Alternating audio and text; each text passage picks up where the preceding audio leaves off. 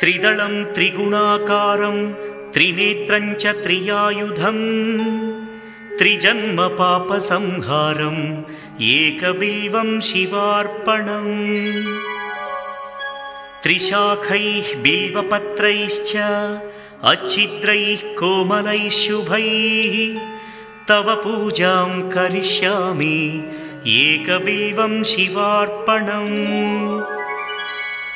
कोटिकन्या महादानं तिलपर्वतकोटयः काञ्चनं शैलदानेन एकबिल्वं शिवार्पणम्।